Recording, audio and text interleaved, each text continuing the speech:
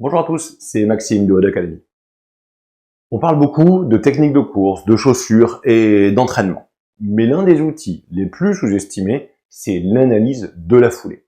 Aujourd'hui, je vais vous montrer comment l'analyse biomécanique peut faire toute la différence face aux 5 blessures les plus fréquentes chez les coureurs. Les blessures dont je vais vous parler sont les blessures que retrouve monsieur et madame tout le monde quand ils reprennent la course à pied, mais également les athlètes professionnels.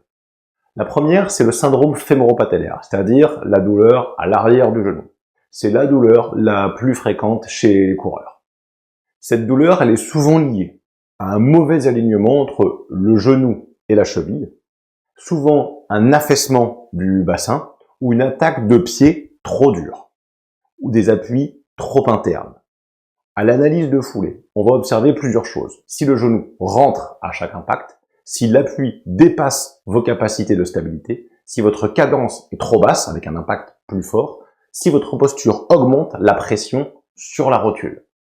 Donc l'intérêt, ça va être d'adapter la technique, stabiliser la jambe, choisir une chaussure mieux alignée pour réduire les forces qui compressent votre rotule.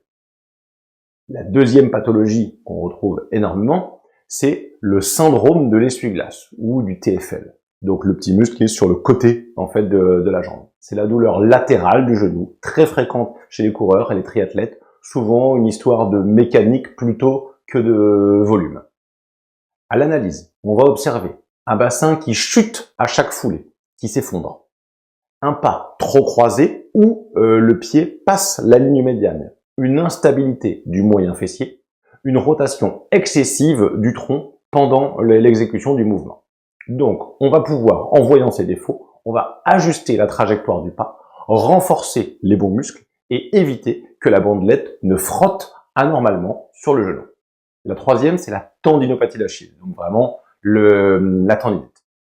L'Achille souffre d'un geste qui n'est pas fluide. Les causes fréquentes sont la surcharge, une chaussure inadaptée ou une mécanique inefficace.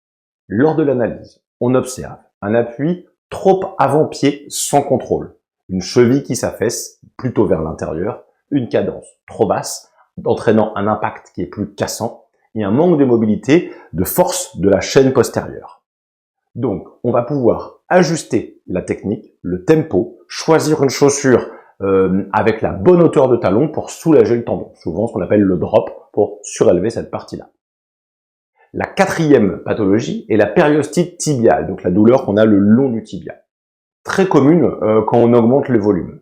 Mais ce n'est pas une fatalité et on peut tout à fait la prendre en charge avec plein d'éléments.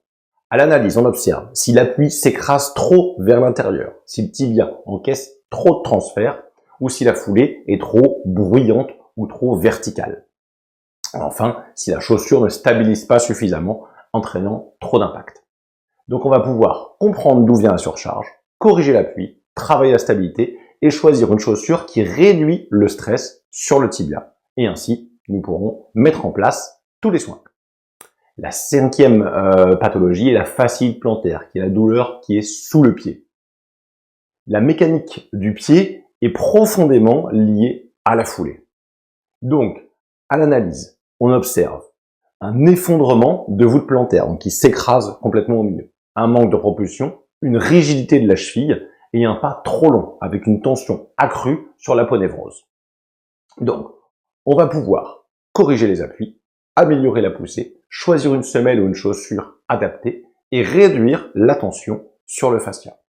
Ainsi, avec toutes ces corrections, vous allez pouvoir reprendre une course à pied qui va être la plus naturelle possible et enfin pouvoir prendre du plaisir et prendre soin de sa foulée.